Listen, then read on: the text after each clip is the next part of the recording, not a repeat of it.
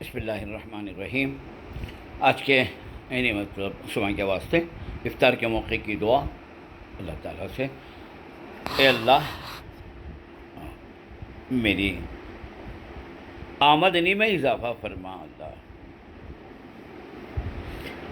یہ ایک چھوٹی دعا ہے، یہ کیسے کرنا سنا اس کے واسطے۔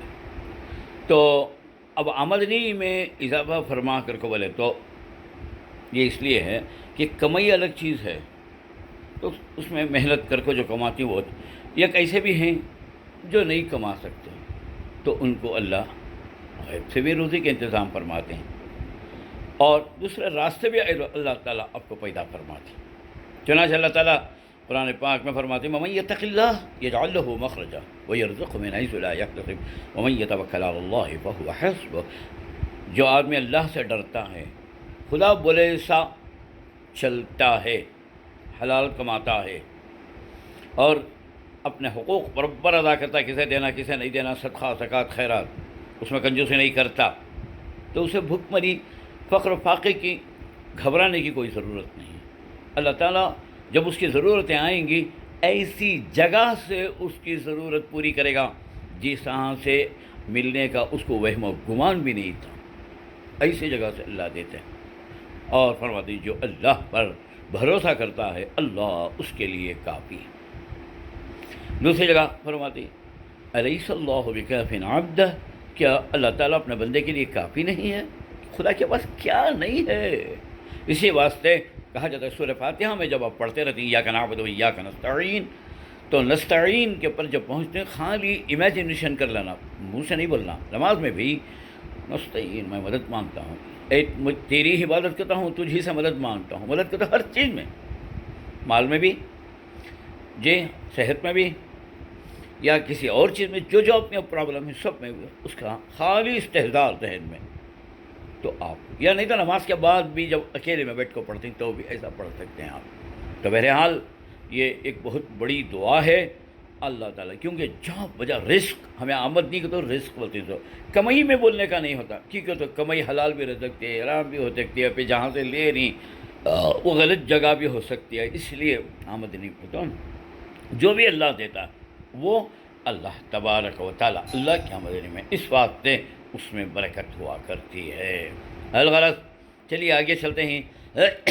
زکوٰۃ کا میں ذکر کر رہا تھا آپ کے سامنے کہ سونا چاندی، پیسہ، مال تجارت، یہ جو پیداوار اور جانور وغیرہ 7.5 تولہ سونے تک آپ کو معاف ہے۔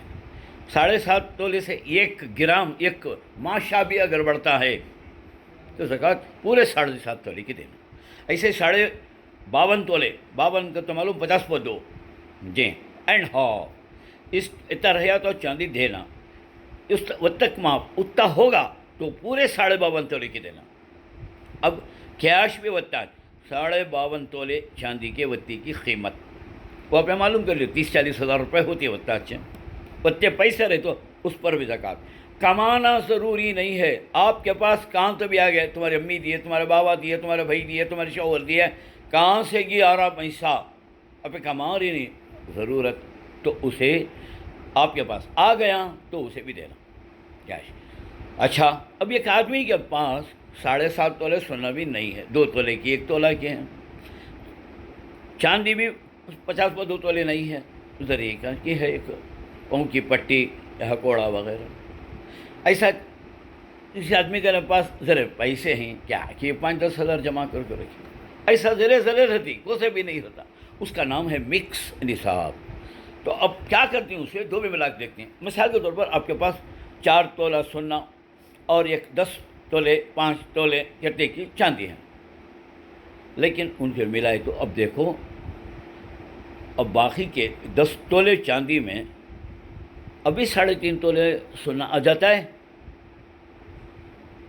تو زکوٰۃ واجب۔ اور اگر نہیں آتا تو اب ادھر ریورس کر کو دیکھو کہ 4 تولے سونے میں اور باقی کی 40/2 تولے چاندی آ جاتی ہے، ڈیفینیٹلی آ جاتی ہیں، تو اب نصاب آگا، تو اسے مکس نصاب کہتے ہیں۔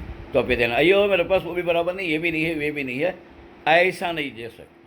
کسی کے پاس چاندی نہیں، سننا ہے 2 تولے، کیش بھی ہے اس کے پاس ایک 10-15 ہزار روپے۔